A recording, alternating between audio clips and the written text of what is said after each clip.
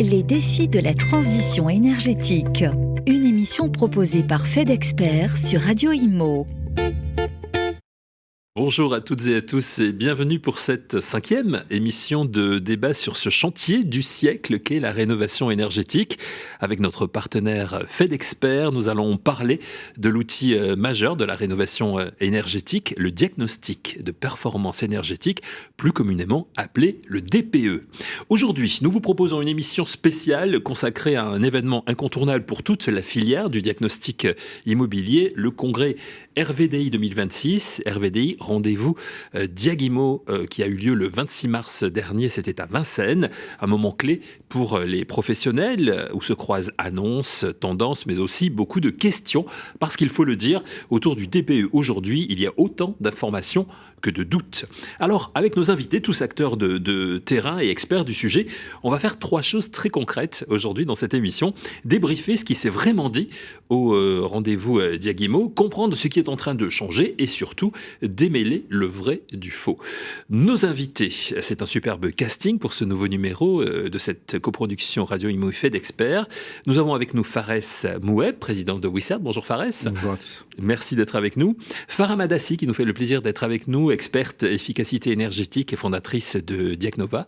Bonjour Farah. Bonjour. Ça va bien ? Bien et vous ? En pleine forme, merci beaucoup. Avec nous également Sokna Ousseinou, responsable de programme immobilier et expert en efficacité énergétique des bâtiments, gérant de Réno Ingénierie. J'ai tout bon là jusqu'à maintenant ? Oui, tout bon, ouais, impeccable. Merci beaucoup d'être avec nous Sokna. Et Merci. Nous avons en ligne Denis Potvin. Bonjour Denis. Bonjour. Vous êtes diagnostiqueur indépendant chez FedExpert. Merci d'être avec nous par téléphone pour évoquer donc ces défis de la transition énergétique. Épisode numéro 5, c'est parti. Les défis de la transition énergétique, FedExpert. Alors on va commencer avec un tour de table, si vous le voulez bien. Vous étiez présents tous au congrès RVDI, donc congrès Rendez-vous Diag-Imo, je le répète. Ces rendez-vous donc, qui ont lieu le 26 mars dernier à Vincennes, qui organisent chaque année des ateliers professionnels, des tables rondes et des débats sur l'actualité technique, réglementaire et juridique, animés par des experts de la profession et des représentants des organisations professionnelles. Qu'est-ce que vous retenez en priorité, Fares ? Alors pour cette édition, donc c'était une grande première. C'était la première fois qu'un ministre se déplaçait de manière en présentiel. Il y avait le ministre à l'époque Kasbarian qui a fait une allocution un peu courte, mais en vidéo. Et aussi pour cette grande première, au-delà de la présence du ministre, la présence du député Della Baronne et notre ami Henri Buzicazo, donc les deux rapporteurs, soit l'ancien ministre Valérie Létard, qui était en charge justement des rapports, que ce soit pour la formation ou pour la partie métier et structuration pour monsieur Labaronne. Et aussi justement cette première table ronde de ce qu'on appelle interfédération, qui a ouvert justement les RVDI pour qu'on puisse justement voir à peu près comment on pourrait faire sur la représentativité du métier et aussi justement essayer de donner un cap pour la suite par rapport à la filière. Donc voilà, ça c'était un petit peu donc, ce qui était annoncé. Qu'est-ce que vous en avez retenu, vous, les uns et les autres, Farah, par exemple ? Pour ma part, c'est que le métier est en pleine transformation. Ouais. Donc, ce que j'ai retenu principalement, c'est que on attend beaucoup plus du diagnostiqueur maintenant. On n'attend plus qu'il soit uniquement un technicien, donc qu'il fasse des relevés, mais on attend surtout qu'il devienne un conseiller en efficacité énergétique, un conseiller en énergie. Donc, voilà. Voilà. Sogna, vous de votre côté ? Moi, ce que je retiens, c'est que, comme l'a si bien dit Fares, c'est-à-dire que pour une fois, on a la présence du ministre, donc ce qui veut dire que c'est l'exécutif. Le ministre du Logement, Vincent Jeanbrun. Du Logement, voilà, ouais. donc c'est l'exécutif, on va dire. Donc, ce qui est très, très important à nos yeux, parce que pour nous, ça redonne de la valeur à cette filière. Et mis à part cela, donc, il y avait plein d'acteurs qui ont été sur place, qui sont dans la filière, que ça soit sur le plan technique ou sur le plan de la formation, donc ce qui est important. Donc moi, je trouve ça très, très bien. Et ça donne envie de continuer dans cette perspective. Donc c'est positif. Voilà, c'est ça. Denis Potvin, vous y étiez aussi ? Oui. Vous étiez présent. Oui, Qu'est-ce que vous avez retenu en priorité de ces rendez-vous de Diag-Imo ? Moi, ce que j'ai retenu, des échanges très constructifs avec différentes organisations. Et tout le monde était présent et une envie, c'est un métier qui est formidable, qui a un bel avenir devant lui, où on demande aux diagnostiqueurs une montée en compétences Et moi, ce que je constate tous les jours sur le terrain, c'est la pédagogie, expliquer les choses avec des mots simples, compréhensibles par le public, sur les axes prioritaires pour améliorer la performance énergétique des logements, tant pour les propriétaires occupants dans le cadre de certains dossiers ou des acheteurs qui se posent des questions sur leur DPE, sur l'amiante, donc tout ce qui a trait au code de la santé publique, au code du travail pour certains dossiers, et surtout pour les investisseurs, les travaux prioritaires qu'ils ont à réaliser pour être en conformité avec les réglementations qui se mettent en place. Donc, ce que je retiens, c'est, et peut-être un manque dans le métier, la pédagogie, et les gens ont besoin d'être assurés sur site et avec des mots simples, il faut pouvoir leur expliquer la situation. Donc largement du positif. Ce que vous retenez tous les quatre de ces rendez-vous Diagimo, Fares, c'est quand même quelque chose de positif. Il n'y avait pas d'inquiétude, il n'y avait pas de choses qui mettaient un petit peu les gens dans le doute, on va dire, les diagnostiqueurs dans le doute. En fait, c'est vrai que ce métier-là, aujourd'hui, fait un peu polémique, dans le sens où, justement, il y a eu des petits, ce que j'appelle le revers de la médaille. Donc, c'est un métier qui est très porteur, une filière très porteuse, avec beaucoup d'employabilité. Donc, forcément, c'est aussi une belle filière dans le réemploi pour que les personnes puissent justement être en reconversion. Mais c'est vrai que d'un point de vue, que ce soit d'un point de vue technique, comme le disait tout à l'heure les diagnostiqueurs autour de la table, et les personnes aussi qui travaillent dans les bureaux d'études, aujourd'hui, il y a une montée en compétences qui est attendue. Donc c'est pour ça qu'aussi certains doutent, parce qu'il y en a qui n'arrivent pas forcément à accrocher les wagons, mais après aussi de la part du consommateur. Aujourd'hui, on voit que le DPE, c'est devenu la pierre angulaire aujourd'hui de la valeur vénale d'un bien. Et c'est-à-dire que les consommateurs, eux, veulent avoir justement un DPE qui soit fiable, ouais, et qui soit aussi bien représentatif de leur valeur, et que les techniciens ou le diagnostiqueur ou la personne responsable au bureau d'études qui effectue un DPE de son bien soit aussi compétent que l'exige la réglementation. Alors, on va essayer d'aller un petit peu plus loin. Merci en tout cas pour ces premiers retours sur ces RVDI 2026. Fares, quelles sont aujourd'hui les évolutions réglementaires ? Alors aujourd'hui, c'est les évolutions réglementaires qu'on a vu apparaître à partir du 1er juillet. Donc techniquement, on a la montée en compétences, comme le disaient tout à l'heure les camarades autour de la table, mais on a aussi ce qu'on appelle la fiabilisation. Aujourd'hui, le DPE, justement, il a connu son souffle de critique, mais comme on le disait précédemment dans d'autres émissions, aujourd'hui, l'exécutif a pris les choses en main. Ils ont commencé aussi à rédiger pas mal d'arrêtés, de textes pour pouvoir encadrer justement la profession d'une meilleure manière, et aussi d'apporter un suivi efficace et aussi des contrôles aujourd'hui qui vont être jalonnés justement tout au cours d'un cycle de certification, et des contrôles un peu plus poussés, un peu plus sur place, et aussi des outils statistiques. On est aussi dans l'ère aujourd'hui de l'intelligence artificielle. Donc maintenant, avec des outils techniques et statistiques, on peut justement pouvoir vérifier la compétence des diagnostiqueurs à travers aussi ces outils numériques. Donc ça, c'était important, j'imagine, ces évolutions réglementaires, elles étaient nécessaires. Exactement, oui, bien sûr. Ils ont fait l'objet aussi d'un projet de loi. Donc, on avait travaillé aussi, FedExpert, avec le député Daniel Labaronne, justement, pour la sécurisation justement d'un annuaire, plus de la vérification et de la fiabilisation de la certification. Et on a été un peu plus loin avec le député Cazenave, à l'époque, qui a fait passer justement cette loi de antifraude justement aux aides liées à l'écologie, à la transition écologique, pour justement avoir un meilleur suivi et un contrôle de cette filière, afin d'éviter justement la fraude aux aides publiques, notamment dans les domaines, tout ce qu'on connaît aujourd'hui, l'isolation, pompe à chaleur, prime rénov', etc. Tous ces dispositifs aujourd'hui où il y avait vraiment besoin d'un contrôle, et tout en sachant qu'aujourd'hui le DPE est la pierre angulaire aussi de ces dispositifs.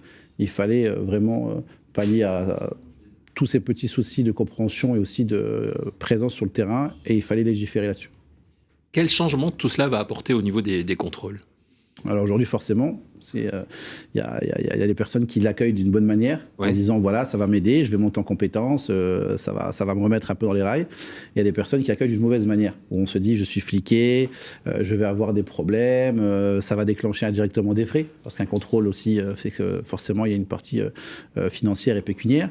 Donc aujourd'hui, c'est un peu mitigé, sauf que, comme je disais un peu lors justement de ces fameux RVDI, c'est qu'il y a aussi beaucoup d'incompréhension des fois de la part des uns et des autres, et c'est à nous aussi, que ce soit fédération ou professionnels du métier, à faire la part des choses, à bien diriger justement, que ce soit au sein de nos adhérents ou on va dire des gens qui sont autour du milieu, de pouvoir leur expliquer vraiment les choses, d'éviter toutes ces rumeurs, toutes ces fake news, et de pouvoir justement porter un cadre très précis sur ces évolutions réglementaires.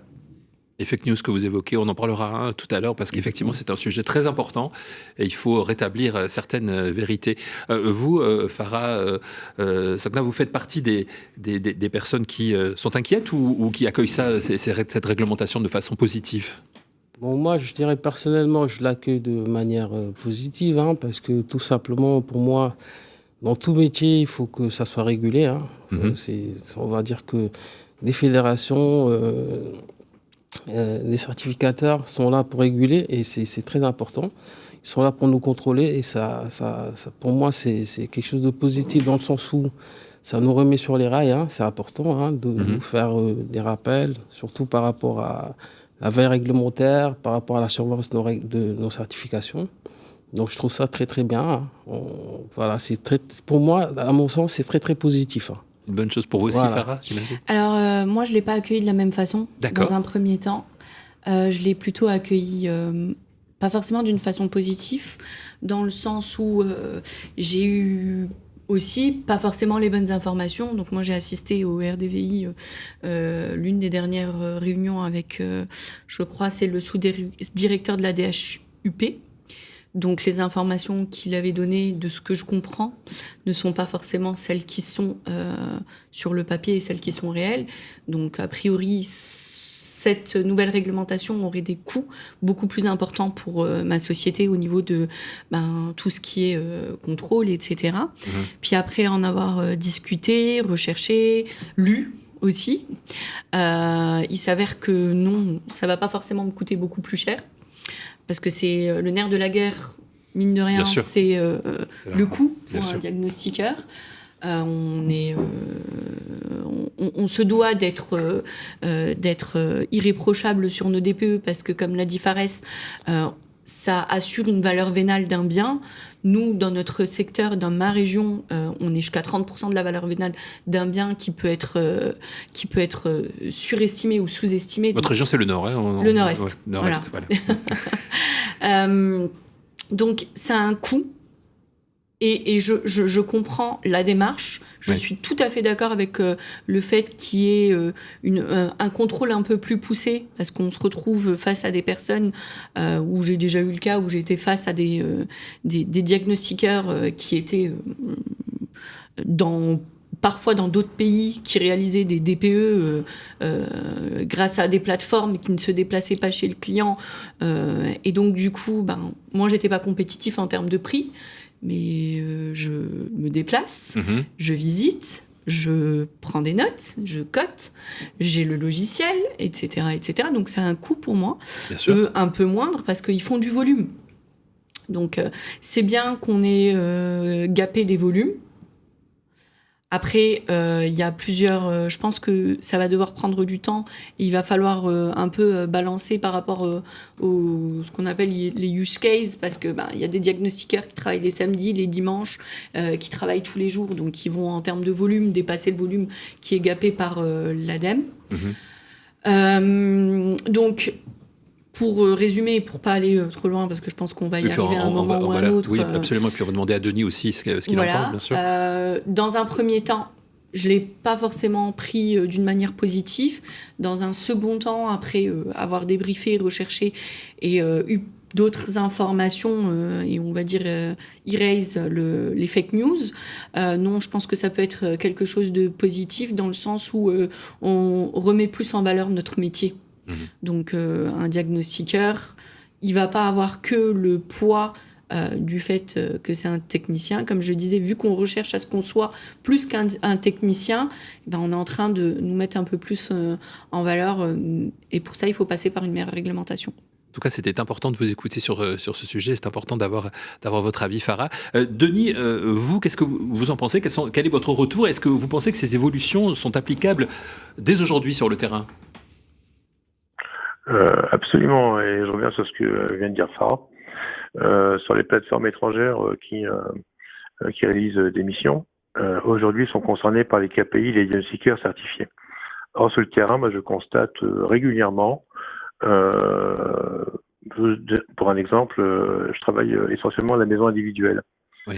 Et quand je fais un DPE, celui-ci peut être mal classé pour une vente en E, en F ou en G, et il convient de produire un audit énergétique.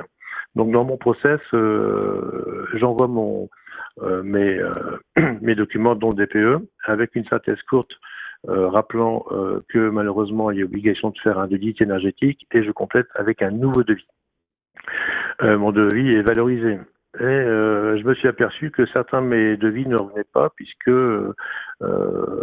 il y a des gens, peut-être mal intentionnés, qui téléchargent mon fichier XML DPE pour produire derrière un audit énergétique sans nouvelle visite, contrairement à l'arrêté du 4 mai 2022. Donc déjà, il y a une propriété intellectuelle que j'estime en ce qui concerne ma prise de cote.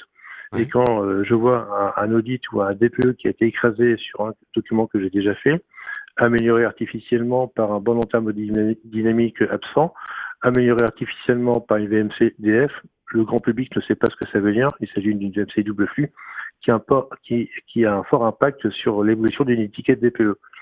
Donc, il faut absolument arrêter le téléchargement des fichiers XML par un tiers qui se trouve en France ou à l'étranger pour produire un audit énergétique à distance où personne n'est revenu en lieu et place, et le seul facteur clé de décision du donneur d'ordre étant le prix. Donc, à ça, il y a des outils qui existent, comme l'a dit Fares, c'est la loi Thomas Cazeneuve pour l'application de la géolocalisation et de l'eurodatage au premier trimestre 2026. Or, le premier trimestre 2026 vient de passer, on est dans le deuxième trimestre. Oui. Donc, je m'inquiète sur cet aspect, car le jour où la géolocalisation et l'eurodatage seront réellement mis en place, eh bien, toutes ces choses vont se réguler de manière naturelle. Voilà. Ok, c'est un vrai sujet important hein, que vous soulevez, Denis. Fares, vous êtes d'accord, j'imagine, avec ça. Enfin, je voyais Sarah et Sokna approuver aussi de la tête ce que vous étiez en train de dire. C'est un vrai sujet qu'il va falloir régler. C'est ça, en fait. C'est parce que justement, ça fait déjà partie, comme disait Denis, c'est que ce soit à la fois par l'ancien ministre du Logement, Valérie Létard, qui a sorti les textes, on va dire, un peu avant la passation, puis après avec la loi Cazeneuve qui est venue compenser un peu cela. C'est vrai qu'aujourd'hui, l'administration travaille là-dessus. Ça prend peut-être un peu plus de temps parce qu'il faut faire consensus, il faut vérifier les RGPD, etc. Mais c'est vrai qu'aujourd'hui, on est justement sur des outils numériques. Donc numériser, peut vérifier et checker, c'est bien. Mais après, il faut aussi fiabiliser ces outils-là et il faut empêcher ce qu'on appelle l'open source. Aujourd'hui, on peut avoir l'open source, l'open data sur beaucoup de choses parce que ça informe un peu le consommateur, etc. Par contre, sur ces diagnostics-là, notamment, comme le dit tout à l'heure Denis, ce qu'on appelle un fichier XML, en fait, pour vulgariser un peu le propos, c'est qu'en fait, vous pouvez retrouver aujourd'hui le DPE des diagnostiqueurs sous base, on va dire, de données statistiques, mais on va dire écrasé sous forme d'un fichier, on va dire légèrement crypté, mais qu'un logiciel diagnostiqueur puisse décrypter assez facilement aujourd'hui. Et en fin de compte, les personnes, comme je disais tout à l'heure, vu qu'il n'y a pas ces outils de ce qu'on appelle de preuve de visite, géolocalisation et eurodatage sur site, des petits malins ne se déplacent toujours pas, passent aussi de travail à maille du filet et téléchargent ces fichiers qui sont en open source et continuent à modifier les DPE sans se déplacer, etc. Donc c'est vrai que, justement, quand on parlait des voies d'amélioration, aujourd'hui les textes sont là, les lois ont été votées, doivent s'appliquer, l'administration travaille, mais c'est vrai que, d'un point de vue du terrain, les diagnostiqueurs attendent ça avec impatience, parce que c'est ce qui va sécuriser leur profession, et qui va aussi assainir le milieu. Ceci dit, j'imagine qu'un particulier qui fait appel à un DPE ou même une entreprise qui fait appel à un DPE s'attend quand même à ce que le diagnostiqueur se déplace, non ? Je ne sais pas. Bien sûr, naturellement, ouais. C'est ce qu'il faut faire. Moi, je ne comprends pas qu'un diagnostiqueur puisse faire un diagnostic. Après, ça dépend, hein, parce que moi, de ce que je fais, moi, je suis sur le terrain, donc les DPE que je fais, que ce soit à l'immeuble ou pour les maisons individuelles ou pour les appartements, je ne peux pas comprendre qu'un diagnostiqueur puisse rester 30 minutes ou 15 minutes dans un bien immobilier et finalement, in fine, pouvoir réaliser un diagnostic. Donc, je trouve ça inacceptable. Donc, il faut se déplacer, il faut prendre le temps, d'accord ? Parce que c'est un métier sérieux, il faut prendre le temps de faire ses métiers et puis, bien sûr, avoir les résultats escomptés. Donc, pour moi, sinon, le diagnostic qui a été fait, il n'est pas bon. Il n'est pas fiable. Ouais. Voilà, exactement. Farah, oui. Alors, moi, je ne partage pas tout à fait les mêmes idées, dans le sens où on peut très bien se déplacer en clientèle et pas forcément faire notre DPE, par exemple, sur site. Moi, personnellement, je ne fais aucun de mes DPE sur site. Je fais tout sur plan, je collecte les données, je collecte tout en photo. En règle générale, vous prenez mon téléphone, mon cloud est énorme, mon abonnement iCloud est énorme aussi. Pourquoi ? Parce que j'ai beaucoup de data, beaucoup de données sur les clients. Donc, pour moi, un DPE, tout va dépendre de la taille du bien, tout va dépendre de la spécificité du bien. Et c'est pour ça que mettre un timer sur le temps qu'on doit réaliser chez un client, on ne peut pas. Aucun bien ne se... on peut, ça va peut-être se faire, je ne sais pas, mais en tout cas... Oui, c'est fonction du bien aussi, j'imagine. C'est exactement ça, aucun bien ne se ressemble. Si je passe sur un studio, mes prises de cut, j'ai 4 murs, voire 6 murs, mes prises de cut, je ne vais pas avoir une de 38 minutes pour le faire. Si je fais 20 minutes, c'est déjà bien. J'ai peut-être deux fenêtres. En tout cas, sur papier, ça peut aller assez vite. Après, le temps où je récupère les données, que je retravaille, c'est encore autre chose. Donc c'est pour ça, moi, personnellement, je ne fais pas les DPE en clientèle parce que j'ai la problématique du client qui veut savoir sa note. Et puis qui va essayer de pousser pour avoir des informations, qui va me sortir des excuses, qui va être derrière. Ah oui, mais non, mais j'ai ça. Ah bah non, le mur là, il est isolé, vous ne l'avez pas mis isolé. Donc c'est pour ça que j'évite cette problématique. C'est pour ça que sur la partie temps, timer sur site, pour moi, ça se discute. Ensuite, le client n'est pas forcément toujours là. J'ai déjà fait des DPE parce que c'est une agence immobilière, le bien il est libre, c'est une succession. J'ai aucun client sur place, j'ai aucune agence immobilière sur place. Donc, effectivement, là, c'est important de prendre des photos et puis de prouver qu'on était sur place. Initialement, moi, je me suis dit qu'on allait nous géolocaliser, tracer, suivre nos mouvements, regarder où on va, quel client, est-ce que je suis repartie à 30 km de là où j'étais, mais finalement, il n'y avait pas de bouchon. Enfin voilà, au début, c'était ma crainte. Je me suis dit non, mais moi, j'ai pas besoin, j'ai absolument pas envie d'être suivie. On l'est déjà assez avec nos téléphones, pas besoin d'en rajouter une couche. Puis après, en ayant discuté, on me dit oui, mais non, c'est aussi le fait que tu prouves que tu étais en clientèle, chose que je faisais déjà. Ouais. Donc en fait, mes craintes, elles se sont dissipées parce que en vrai, ça changera absolument rien à ma pratique dans le sens où c'est quelque chose que je fais déjà. Je prends des photos quand j'arrive sur site. On est obligé. On peut pas ne pas prendre de photos de la chaudière, de la façade. Enfin, c'est absolument aberrant. Donc quoi qu'il arrive, pour moi, cette mesure, elle va servir. Mais quelqu'un qui fait correctement son travail, j'espère le faire correctement, ça va pas changer grand-chose. Et c'est ce qui m'a rassurée par la suite. Voilà. J'aimerais juste rajouter quelque chose, si vous permettez. Donc, moi, je suis d'accord avec Farah, mais pour moi, le DPE, faire un DPE, que ce soit à l'immeuble, une maison individuelle ou un appartement, c'est tout un processus. Dans le sens où, aujourd'hui, pour moi, il faut une journée de préparation. Aujourd'hui, on a des outils qui marchent très, très bien. Avoir le plan cadastral, pour avoir une vue aérienne du bien. Donc ça nous permet de préparer à l'avance notre DPE. Mais pour moi, c'est une condition sine qua non d'aller sur le site, de pouvoir vérifier toutes ces informations et de pouvoir les confirmer. C'est important. Après, un peu plus tard, c'est-à-dire en aval, on va dire, il y a ce qu'on appelle, il faut se donner un temps de rapport. Mais pour moi, aller sur site, c'est quelque chose d'indispensable dans le sens où ça nous permet de vérifier ou de confirmer ou d'affirmer des informations qu'on a déjà au préalable. Comme quoi, il y a des méthodes qui sont différentes, mais enfin, le but, c'est le résultat final. Hein, c'est ça, c'est exactement ça. En fait, la méthodologie aujourd'hui, vous avez même s'il y a une norme aujourd'hui qui est en cours avec justement l'AFNOR pour la normalisation du DPE, une norme qui sera sans doute d'application volontaire, qui est en cours aujourd'hui d'écriture. Mais c'est vrai qu'aujourd'hui, justement, vous avez, contrairement aux autres diagnostics où on a l'électricité, le gaz, etc., l'amiante, vous avez ce qu'on appelle des normes et des grilles de contrôle. Aujourd'hui, le DPE, c'est sur un principe de base d'un texte, donc d'un arrêté, qui stipule les éléments à vérifier à entrer dans le logiciel, etc. Donc aujourd'hui, la méthodologie, elle est commune à tout le monde. Sauf qu'après, forcément, avec l'expérience, avec le type de bien, un studio, il ne se fait pas en 3 heures, un immeuble, au contraire, c'est beaucoup plus long. Chacun a sa méthodologie. Il y en a qui ont des outils de relevé numérique, ils vont poser un mètre tout seul, il va se faire de version en 3D, etc. Il y en a un autre qui va le faire à l'ancienne avec son télémètre. Il y en a d'autres qui prennent encore le mètre ruban pour vérifier l'étalonnage de leur télémètre. Il y en a qui le font encore. Mais c'est vrai qu'après, pour tout ce qui est ces sécurisation, ce que disait Denis tout à l'heure, en fait, la méthodologie, c'est une chose. Mais déjà, la méthodologie, c'est-à-dire que vous y êtes allé. Vous vous êtes déplacé, que vous avez déjà votre client en ligne, etc. Et vous n'avez pas piqué un truc d'Internet d'une base de données en open source et que vous avez trifouillé ça par téléphone et qui, malheureusement, aussi fait de la concurrence déloyale à ces diagnostiqueurs qui vont se déplacer, qui vont prendre le travail, comme il dit, une journée de préparation, aller en amont, vérifier le plan. Ça, c'est un travail aussi qui se monnaie. Et c'est pour ça qu'aussi, la fiabilisation, ça va permettre aussi à une montée, au-delà de la montée en compétences, ça va dire aussi une montée des prix. Donc une meilleure valorisation de leur travail et aussi qui permettra d'assumer ces coûts liés éventuellement à des contrôles, si contrôles supplémentaires il y a, tout en sachant que les solutions numériques aujourd'hui qui ont été mises en place par le ministère et par l'administration, donc la DHUP, sont des outils qui ne coûteront 0 € aux diagnostiqueurs.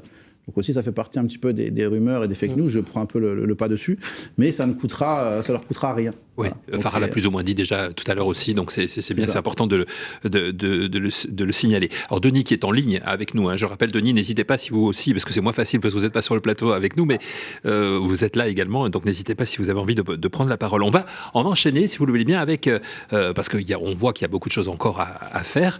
Une bonne nouvelle, c'est que le gouvernement a annoncé la tenue des prochaines, des assises du diagnostic immobilier. C'est programmé pour le 21 mai prochain. Alors c'est un signal fort, hein, je crois, pour la profession. Est-ce que c'est une bonne nouvelle ?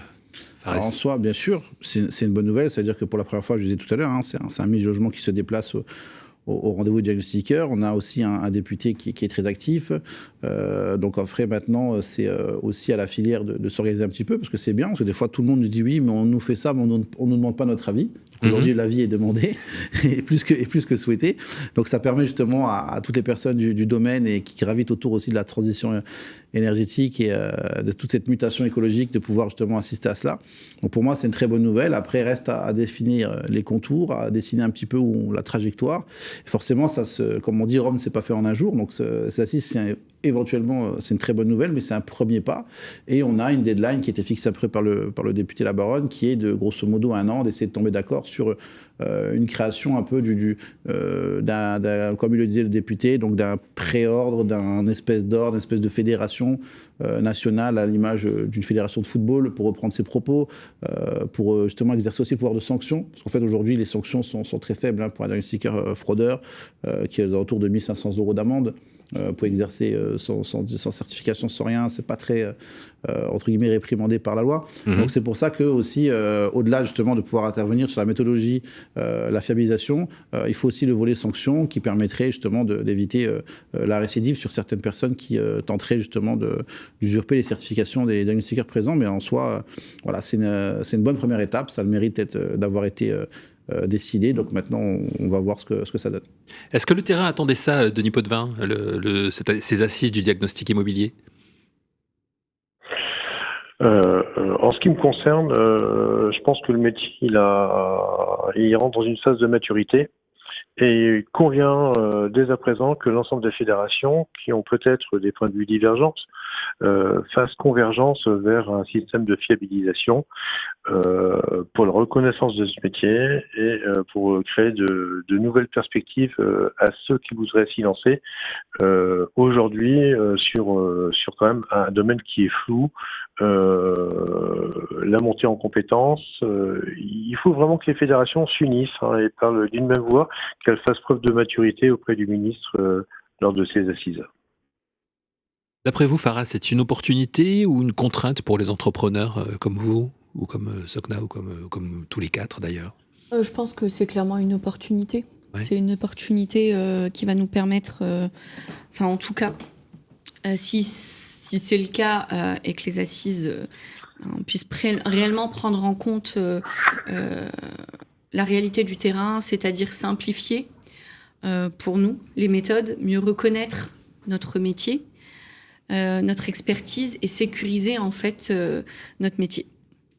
Donc une vraie opportunité. Vous êtes d'accord, Sokna, là-dessus ? Oui, je suis d'accord, parfaitement, parce que pour moi, c'est une réelle opportunité, parce que qui dit assise dit voilà, une sorte de table ronde, hein, c'est-à-dire que tous les acteurs sont réunis, et ça permet de faire évoluer les choses. Que ce soit les fédérations, que ce soit les acteurs, nous qui sommes sur le terrain, donc ça permet de dire ce qu'on pense ou ce qu'on vit réellement sur le terrain, et ça peut faire avancer les choses. Je trouve ça... Voilà, pour moi, c'est une très très belle perspective, quoi. Fares, vous en attendez quoi, vous, concrètement, de ces assises à laquelle vous participerez, j'imagine, vous serez présent? Exactement, donc on sera ravis en tout cas d'être présents. C'est vrai que voilà, nous on représente aussi tous les acteurs au-delà du diagnostic immobilier, donc c'est tout ce qui est aussi en marge avec l'efficacité énergétique du bâtiment, que ce soit bureau d'études, délégataires, pollueurs, etc. au niveau des certificats d'économie d'énergie. Donc c'est vrai, comme le disait Denis tout à l'heure, on doit essayer de parler d'une même voix. Après, forcément, indirectement, on représente pas, c'est un écosystème, il y a plus de déjà 15 000 diagnostiqueurs à peu près. L'efficacité énergétique, ça représente le double au niveau des acteurs, pour pas dire le triple. Et il y a des fois des majorités, ce qu'on appelle des majorités silencieuses. Donc c'est des personnes qui sont pas forcément actives sur les réseaux ou autres. Ils sont adhérents, j'appelle ça passif, mais c'est pas pour autant qu'ils attendent pas quelque chose. Donc c'est vrai qu'on ne représente pas forcément les mêmes intérêts dans le sens où on est censé agir pour l'intérêt commun, mais il y a une diversité, il y a des solopreneurs, ce que j'appelle ça, il y a des indépendants, il y a des franchisés, il y a des grands groupes. Donc c'est vrai qu'il faut essayer de faire justement la part des choses, il faut que personne ne soit lésé, mais que ça contente un peu tout le monde. C'est une grande réunion de famille, entre guillemets, donc c'est pour ça qu'il va falloir qu'il n'y ait pas de déçus pour les cadeaux, comme on dit, mais que tout le monde en ressort justement content. Après, voilà, je le rappelle, c'est qu'une première étape, mais elle est nécessaire justement pour jalonner un petit peu, on va dire, la suite du parcours et justement essayer d'avoir un petit peu plus de visibilité sur la suite et puis essayer de faire consensus. Voilà, Denis le disait tout à l'heure, c'est une vérité, on n'est pas d'accord sur tout, on est d'accord sur un bon 50%. On le voit, dans cette émission, tout le monde n'est pas d'accord sur tout, donc c'est bien. On n'est pas d'accord sur tout, on est d'accord sur un bon 50%, si j'ose dire. Mais déjà, essayons de fixer ces 50%-là, graver quelque chose, comme je dis, dans le marbre, et puis après voir comment ça peut évoluer. Mais c'est vrai qu'on a besoin de cette représentativité, de ce pouvoir, de cet organe un peu de sanction qui va un peu prendre la main. Maintenant, de là, en décider que ce soit quelque chose d'ordinal, quelque chose de préordre ou de, on va dire, la composition juridique, quelle qu'en soit, avec la diversité du métier, c'est un peu trop prématuré pour moi. Voilà, les ordres de médecins, d'avocats, etc., autres, qui sont construits en 15, 20 ou 30 ans. Oui. Donc on peut être aujourd'hui au premier step, mais c'est vrai que voilà, la route est longue. On veut rassembler justement, on appelle toutes les forces vives à venir justement participer à ces assises, à collaborer, à envoyer leurs idées. Mais voilà, il faut savoir que c'est juste une première étape aujourd'hui qui est nécessaire, mais qu'il va falloir aussi après justement essayer de pérenniser l'action et de continuer à s'engager. Vous avez raison de comparer avec les avocats et les médecins. C'est vrai que ce sont des professions qui ont mis du temps à se mettre en place. Et on oublie souvent que le métier de diagnostiqueur, il n'est pas si vieux que ça, finalement. Exactement. Donc, c'est un métier à la base qui était un peu plus ancien, on va dire, en termes d'années, mais qui s'est mis en place au terme de ce qu'on appelle la certification. La première certification DPE, donc c'était 2006-2007. Donc, quand vous voyez qu'il n'y a même pas une vingtaine d'années, avec toutes les évolutions réglementaires qui ont eu lieu, les évolutions réglementaires au niveau aussi européen, parce qu'il y a l'uniformisation européenne qui doit se mettre en place, qui s'est mise en place petit à petit. Donc, on est parti d'un problème, on va dire, franco-français, et puis on doit aussi uniformiser avec l'Europe. Donc, il faut que, quand on doit mettre tous ces violons en accord, à un moment donné, c'est vrai que voilà, ça demande du travail. Donc, c'est pour ça que c'est pas impossible, mais il ne faut pas avoir peur de défendre sa filière, de pouvoir justement travailler là-dessus et aller au charbon, comme on dit. Maintenant, il n'y a plus qu'à. Alors, on a les annonces, on a les perspectives, mais on a aussi, et vous en avez parlé tout à l'heure, les rumeurs, beaucoup de rumeurs, beaucoup de fake news, comme on dit. Alors, ça concerne bien sûr toutes les professions, mais notamment celle de diagnostiqueur. On va les passer au crible, si vous le voulez bien. On entend dire que, alors j'ai envie d'avoir votre avis, Fares, celui de Denis également, sur le fait que le DPE va être complètement refondu. Vrai, alors, pas vrai Aujourd'hui, c'est un peu, j'appelle ça, c'est du vrai faux. Aujourd'hui, c'est qu'on doit avoir une uniformisation, comme j'ai dit tout à l'heure, d'un point de vue européen, avec éventuellement des projets de changement d'étiquette, etc. Il y a eu quelques coefficients qui ont été ce qu'on appelle rabotés. Le coefficient électricité qui a été un peu, on va dire, raboté pour être un peu plus conforme à la réglementation européenne, aux alentours des autres pays qui étaient dans ces zones-là au niveau du coefficient.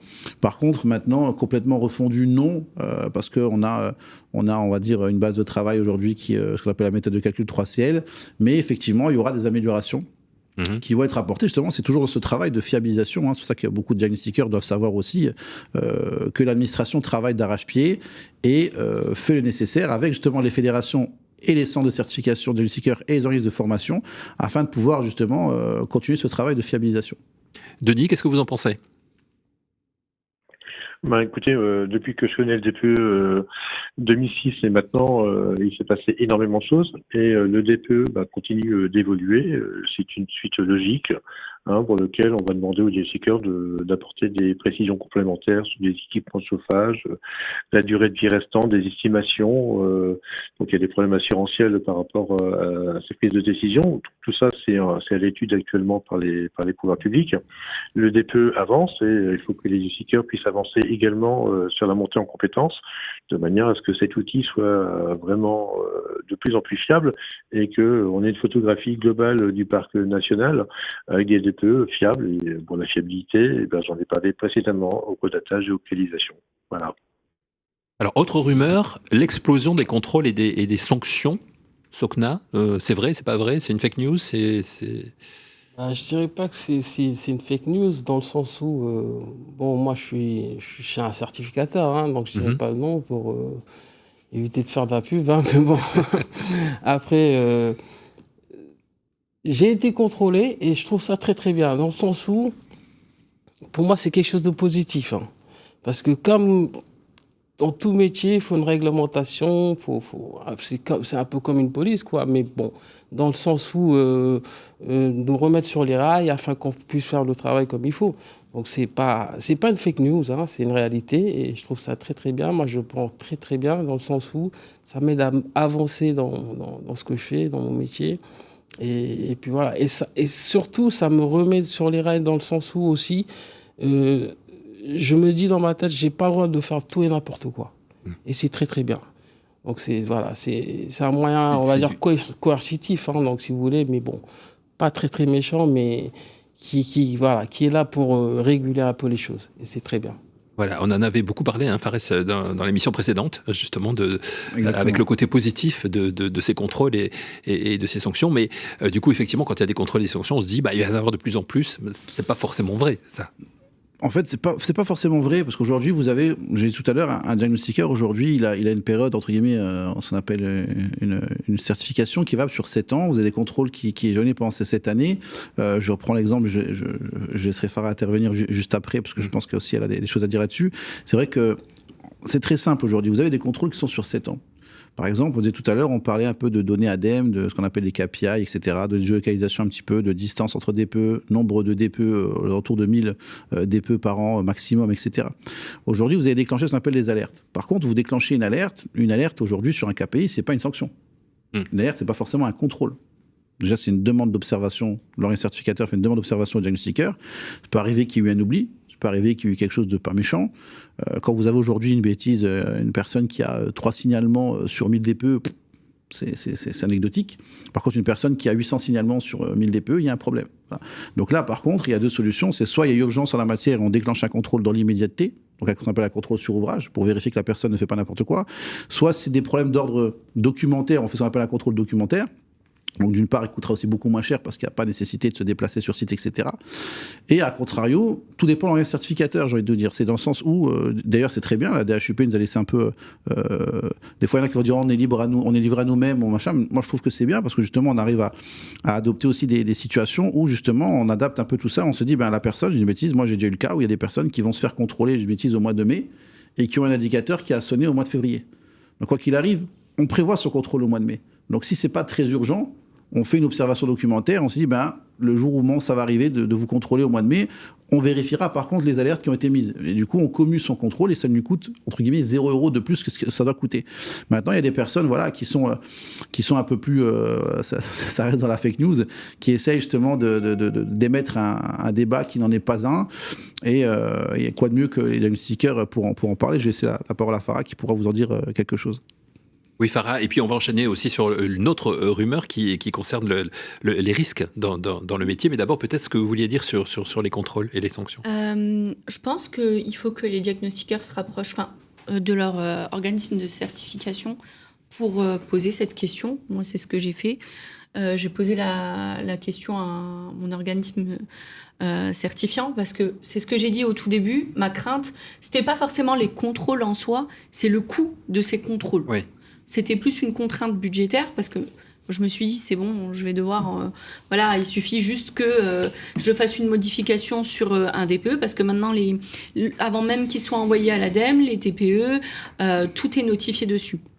Ce qui se passe, c'est que très souvent, comme on disait, le DPE a une valorisation. d'accord, sur un bien. Le client, il veut peut-être pas passer par l'étape audit s'il effectue des travaux énergétiques. Ok. Et là où je reviens aussi ce que Denis disait tout à l'heure, c'est on a un devoir en tant que diagnostiqueur de conseil.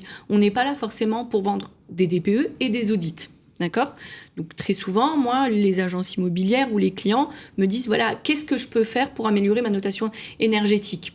Donc, je leur dis, si vous isolez la toiture, premier point, voilà, en règle générale, ça va dépendre du bien, mais peut-être que vous passez en D. Donc moi, je vais déjà faire ce qu'on appelle un DPE projeté. Le DPE projeté, je ne peux pas deviner la note si je ne l'ai pas testé. D'accord ? Sauf que moi, je vais avoir un KPI là-dessus. Parce que ce qui va se passer, c'est que les datas vont être reprises et ils vont dire, voilà, tel diagnostiqueur a regardé pour passer du E à D. Et donc, du coup, je vais ding-ding, je vais sonner. Et moi, c'était vraiment ma crainte parce que le but, c'est d'informer le client, d'aider le client. C'est pas forcément de vendre des audits à tout va, parce que ça a un coût. Des fois, pour certains clients, le prix de l'isolation de leur toiture va coûter le prix d'un audit.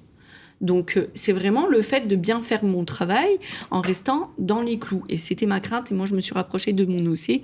Et mon OC m'a expliqué que il n'y aura pas de refacturation. On va me demander des preuves. Donc là, c'est pas un problème. Le client a la facture de l'isolation qu'il a effectuée. Je suis repassée sur site. J'ai vérifié et j'ai renvoyé le DPE à l'ADEME. Donc, je vais être en ordre. Voilà. Non, tout va bien. Alors, autre rumeur, et on va essayer d'accélérer un petit peu parce que le temps passe très très vite, le métier devient trop risqué. Vous êtes d'accord avec ça, Farah, Denis Denis peut-être, dans un premier temps, puisque Farah vient de parler. Moi, ce qui m'inquiète, c'est la baisse de nombre de nouveaux entrants dans les centres de formation. Ça m'inquiète. La baisse, vous pouvez répéter parce qu'on vous a un petit peu perdu. Du nombre d'entrants dans les centres de formation. D'accord. Pardon. De nouveaux entrants dans le métier. Ok. Nouveaux entrants dans le métier, voilà. Et c'est un métier qui connaît quand même un turnover important depuis sa création, depuis que des certifications existent. Et ça mérite une réflexion et trouver le pourquoi, de manière à ce que ce métier qui est formidable puisse faire rêver certaines personnes qui voudraient ou en reconversion ou en fin d'études partir dans ce métier pour pouvoir s'épanouir. Et puis, comme je le disais tout à l'heure, c'est un métier où on approche le code de la santé publique, le code du travail. C'est un métier qui est très réglementé et qui a du sens. Donc, le manque de jeunes ou de personnes en reconversion qui se lancent dans ce métier, c'est un facteur inquiétant. Puisque si les entreprises n'ont plus de main-d'œuvre, entre guillemets, c'est source encore à manipulation et à truquer des données d'enregistrement à l'ADEME avec des personnes non certifiées qui font des DPE. Vous êtes d'accord avec ça, Farah ? Oui. Je pense que nos responsabilités augmentent plus vite que la sécurisation du métier. Donc, oui. Autre rumeur, la dernière que l'on va évoquer là aujourd'hui, c'est le durcissement massif des certifications, Fares. En fait, ça paraît, c'est faux. Aujourd'hui, tout le monde connaît un dispositif de certification. Ça a été maintenant établi depuis quelques temps. Hormis, on va dire, la partie numérisation des contrôles, aujourd'hui, les examens ont été mis à jour, notamment sur la partie DPE, ce qu'on appelle sécurisation, fiabilisation, donc banque de questions émises par le ministère, donc la DHUP, qui a aussi mis en place cette banque de questions pour uniformiser l'examen justement de certification à travers les 14 organismes de certification aujourd'hui. Et donc voilà, aujourd'hui ça suit son cours. Il y a eu quelques petits couacs au départ, on va dire sur certaines questions qui se discutaient. Maintenant, dans l'ensemble, tout va bien. Les thèmes ont été bien abordés. Donc aujourd'hui, c'est une pure rumeur, voire fake news en fonction de comment on peut la qualifier. Alors avec tout ça, quand même, on a l'impression, on ressent. On a l'impression qu'il y a une véritable pression chez les diagnostiqueurs. Est-ce que vous la ressentez, Sokna, cette pression, vous ? C'est-à-dire une pression par rapport à quoi ? Par rapport à tout ce qui est en jeu, la réglementation, les évolutions du métier, le fait que justement ce métier est encore un jeune métier, qu'il est en train de s'installer, que tout n'est pas encore acquis. Moi, personnellement, j'ai pas de pression là-dessus parce que je me dis que c'est un métier qui est évolutif. Et donc forcément, il faut monter en compétences. Et comme je le dis tout le temps, c'est un métier qui nécessite du terrain. C'est-à-dire que la formation, c'est très très bien, Mais pour moi, il faut aller sur le terrain. Parce que moi, quand je suis sorti de ma formation, j'ai compris qu'il fallait faire des audits, qu'il fallait faire des DPE, parce que c'est un métier qu'il faut pratiquer, en fait. Donc, en termes de pression, non. Et en termes d'évolution, je pense que oui, parce que dans le sens où ça permet de faire beaucoup mieux dans ce métier. Et puis voilà, donc c'est encore embryonnaire, mais avec le temps, ça atteindra son apogée, comme on dit. Alors autour de tout ça, bien sûr, il y a un sujet qui est central, c'est la fiabilité du DPE. J'ai envie de vous demander, Fares, où sont les failles? Et puis on reviendra sur Denis aussi, par rapport à ce qu'il nous disait en début d'émission. En fait, aujourd'hui, c'est vrai que, on va dire, aujourd'hui, les failles sont, j'appelle ça numériques. Parce que forcément, Denis disait tout à l'heure, on a des projets de loi, enfin des lois qui ont été votées maintenant, c'est plus projet. On a des textes qui ont été votés, qui ont paru, mais malheureusement toujours pas appliqués. C'est normal, ça demande du temps, ça va pas se faire en 3 jours. Il y a, comme je disais tout à l'heure, un terreau qui est très fertile dans le Diagimo, donc notamment autour du DPE. Donc il y a beaucoup de parties prenantes, il y a des bureaux d'études, des diagnostiqueurs, il y a des grands cabinets de contrôle, etc. Donc il y a plusieurs choses à mettre en place. Donc c'est beaucoup de travail. C'est beaucoup de travail, c'est une filière qui est jeune, on doit uniformiser là-dessus. Mais c'est vrai qu'après, par rapport à ça, les failles restent des failles numériques. Aujourd'hui, il faut sécuriser numériquement, je disais tout à l'heure, les fichiers XML, il faut sécuriser le certificat. Donc il y a déjà une première partie où aujourd'hui, vous retrouvez maintenant un QR code sur un certificat de diagnostiqueur, où le commun des mortels peut aller scanner ce certificat-là avec son QR code, retomber sur ce qu'on appelle l'annuaire des diagnostiqueurs immobiliers français et voir si la personne est toujours à jour de certification. Pourquoi ? Parce qu'à l'époque, on avait un certificat sur un bout de papier qui était valable de 7 ans. L'annuaire diagnostiqueur, il était très méconnu du particulier ou même des fois de certains notaires ou d'agents immobiliers. Et en fait de compte, c'était pas possible de pouvoir vérifier ça numériquement. Pourquoi ? Parce que le diagnostiqueur a un certificat qui était valable sur 7 ans avec un bout de papier, le donnait, le client voyait que lui était valable 7 ans, donc pour lui, le diagnostiqueur est en activité. Sauf que ça se trouve, entre-temps, il y a eu des contrôles qui ont fait qu'il a mal fait son travail, il a été soit suspendu, soit retiré de l'annuaire, et il était hors certification. Donc, comme disait tout à l'heure Denis, travailler sans certification. Aujourd'hui, déjà, ce système-là a été bloqué. Maintenant, il y a encore d'autres évolutions à venir, notamment ce qu'on appelle la preuve de visite sur site, pour prouver justement qu'on s'est réellement déplacé. Et après, éventuellement, ce qu'on appelle le timer ou non, pour revenir à ce que disait Farad tout à l'heure, le timer, c'est pas forcément un indice de qualité absolu, parce qu'on peut très bien préparer ses visites, faire uniquement ses maîtrises et faire son DPE à la maison, au bureau, ce que vous voulez, ou le faire sur site pour gagner du temps. Mais, Sokna le disait tout à l'heure, moi j'ai toujours dit, faire un DPE en 15 minutes sur un studio parce qu'on s'est bien préparé, si on est le meilleur diagnostiqueur de France, ça se fait. Par contre, faire 100 DPE en 15 minutes, c'est pas possible. Ouais, bien sûr. Voilà. Donc, le timer, c'est aussi tout ce qui est outils logistiques et outils numériques. Il y a aussi un facteur humain derrière, une observation. C'est-à-dire qu'en fin de compte, il y a toujours de l'humain derrière. Il y a un centre certificateur qui va analyser tout ça. Il y a de l'humain. C'est pas une machine blanc ou noir. Vous êtes hors jeu et au revoir. Donc, c'est pour ça qu'en fin de compte, le centre certificateur va dire au diagnostiqueur, faites-moi vos observations. Le diagnostiqueur va faire une observation. Il va dire, attendez, monsieur, vous avez fait quand même 150 ou 200 DPE en moins de 20 minutes. Sur des biens de 60 mètres carrés et 80 mètres carrés, même en ayant 4 mains, on ne peut pas le faire. Donc maintenant, il faut justifier. Et donc, ça peut déclencher un premier avertissement, ça peut déclencher une suspension, parce que ce n'est pas forcément un retrait automatique. Ça peut être une suspension temporaire d'1 mois, 2 mois, 6 mois, peu importe la sanction que va mettre le centre de certification, et après, éventuellement, aller jusqu'au retrait dans des cas extrêmes. Mais encore une fois, c'est des cas extrêmes. La moyenne nationale, c'est sur 15 à 16 000 diagnostiqueurs, c'est 2,5% à peu près de fraude vérifiée numériquement. Par contre, comme disait Denis tout à l'heure, il y a beaucoup de fraude qui n'est pas vérifiée numériquement, parce que ce sont des gens qui ne sont pas certifiés, qui usurpent la certification de quelqu'un d'autre. Donc mathématiquement, ces gens-là ne peuvent pas les voir et on sait qu'elle est massive aujourd'hui. Et alors justement, est-ce que les bons pros sont pénalisés, Denis, par rapport à ce que vient de dire Fares et ce que vous nous avez dit aussi tout à l'heure ? Fares vient de résumer, effectivement, les bons pros sont pénalisés par cette concurrence déloyale de personnes, ce que j'appelle des fonctions support, qui sont dans une société et qui font qui font peut-être des visites, des diagnostics et qui sont signés par un tiers. Là, c'est la pression commerciale, c'est le marché qui veut ça, et c'est complètement anormal puisque ce sont ceux qui sont certifiés, inscrits à l'ADEME, qui subissent donc tous les KPI, qui subissent tous les contrôles. Voilà, c'est tout le monde est puni pour une minorité de gens peu scrupuleux. Voilà. Alors, on va essayer de se projeter un petit peu, puisque nous arrivons presque à la fin de cette émission. Si on se projette dans les 12 prochains mois, avec tout ce qui arrive, les assises, etc., qu'est-ce qui va vraiment changer ? J'ai envie de vous demander à chacun de vous une réponse sur ce sujet. Qu'est-ce qui, selon vous, va vraiment changer sur le métier de diagnostiqueur ? Qui veut commencer ? Sogna. Je vous sens bien parti, là. Écoutez, merci, parce que... mais donc moi je pense qu'il y a plein de choses qui vont changer parce que là, vu qu'on va sur les assises, donc forcément il y aura tous les acteurs qui vont se réunir et qui vont donner leur avis par rapport au sujet. Mais moi personnellement, ce qui me concerne, avec ce que je vis sur le terrain, pour moi, il faut aller vraiment sur une modélisation des bâtiments.